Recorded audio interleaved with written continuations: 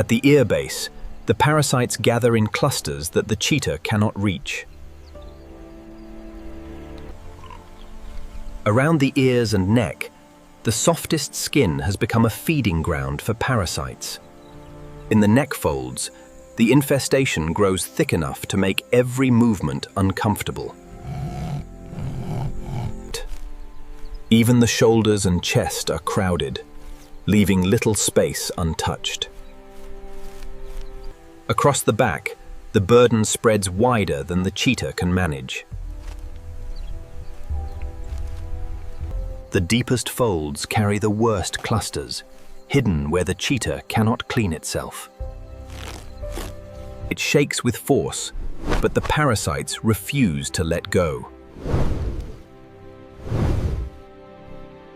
It rubs against rough bark, searching for relief that never fully comes. The struggle is quiet now, written in the way the animal simply stands and endures. It fights back as best it can, but the worst places remain out of reach. So the cheetah waits, unaware that help is already watching nearby. Then, sharp-eyed Oxpeckers notice the burden written across the cheetah's coat. The first cleaner approaches cautiously, judging whether the predator will allow contact. The moment of trust begins when the first bird lands, and the cheetah stays still. Just clusters around the ear and neck. The search narrows from the whole burden to a single parasite chosen for removal. The first peck is careful, but it marks the beginning of relief. Stillness becomes cooperation, giving the birds the time they need to work. Soon, the first pair is joined by others, turning caution into collective purpose.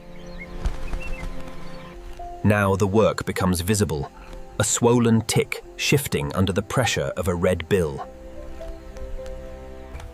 The cheetah can do only one thing now: remain still and let help begin. Around the ear, precision matters, and the birds work with remarkable care. Across the shoulders, each swallowed tick makes the burden a little lighter. Soon, the first pair is joined by others, turning caution into collective purpose. For the bird, the cheetah's burden becomes an immediate meal. Working side by side, the cleaners turn feeding into a coordinated cleanup. Some parasites resist harder than others, but even the largest begin to give way. Already, the cheetah's body begins to soften as the first relief takes hold. One bird clears 2 parasites in seconds, wasting neither movement nor meal. As one region clears, the cleaners move toward the next untouched cluster. Even the hidden folds are searched, where the cheetah needed help most. For a brief moment, the savanna becomes a place of quiet cooperation. Together, the birds turn scattered feeding into a coordinated effort across the body. For the cleaners, each meal leads directly to the next search. The deepest pockets finally begin to open, leaving cleaner skin behind. Only a few strongholds remain, and the cleaners focus everything on them. Stillness becomes cooperation, giving the birds the time they need to work. Where the shoulder was once crowded, only scattered remnants remain. The body softens now, no longer driven by relentless discomfort. The work is nearly done, reduced to careful checks for hidden stragglers. Beneath the bird's work, the cheetah's coat begins to look natural again. Even the hidden lower folds now need only one final check. Even the Savanna seems calmer now, as if the tension has drained away.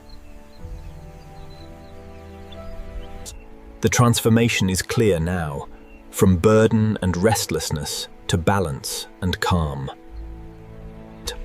What remains is not suffering, but the stillness of a body finally at ease.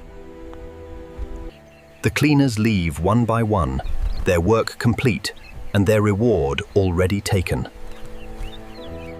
What remains is the same animal, yet clearly changed by the small lives that helped it.